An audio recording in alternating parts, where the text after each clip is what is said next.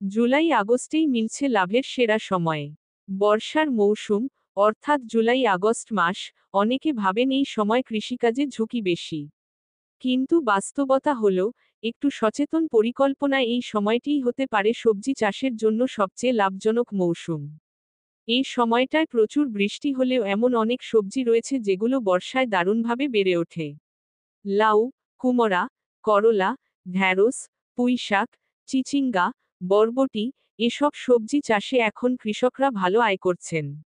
বরিশালের কৃষক আবুল কাশেম বললেন, আমি এই বছর 15 শতক জমিতে করলার চাষ করেছি, মাসে 20-25 হাজার টাকা আয় হচ্ছে।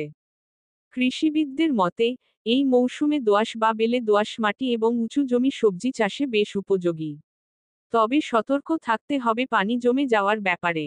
জলাবদ্ধতা হলে গাছের গোড়া পচে যেতে পারে। এজন্য জমিতে ড্রেন বা নালা রাখা খুবই জরুরি। রোগবালাই নিয়ন্ত্রণও একটি বড় চ্যালেঞ্জ। বর্ষায় বাতাসে আর্দ্রতা বেশি থাকায় পাতা মোড়ানো, পাউডারি মিলডিউ বা জাবপোকা সহজেই আক্রমণ করতে পারে।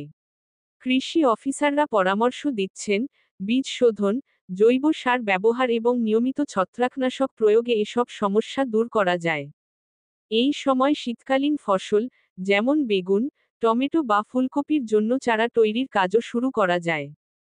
ফলে একদিকে যেমন তাজা সবজির চাহিদা পূরণ হয়, অন্যদিকে কৃষকের হাতে থাকে টানা আয় করার সুযোগ। কৃষি বিভাগ জানায়, বর্ষাকালে দেশের অনেক জেলায় সবজির ঘাটতি থাকে। তাই যারা এই সময় সবজি চাষে এগিয়ে আসেন, তারা বাজারে ভালো দাম পান। তাছাড়া, স্বল্প সময়ে ফলন হয় বলে এই চাষ বেশ লাভজনক। লাউ, করলা, কুমড়া, পটল, চিচিঙ্গা, ঢ্যাঁড়স, শসা, পুঁইশাক, বরবটি। উঁচু জমি, পানি নিষ্কাশন ব্যবস্থা, রোগ দমন, এবং সঠিক সময়ে ফসল সংগ্রহ।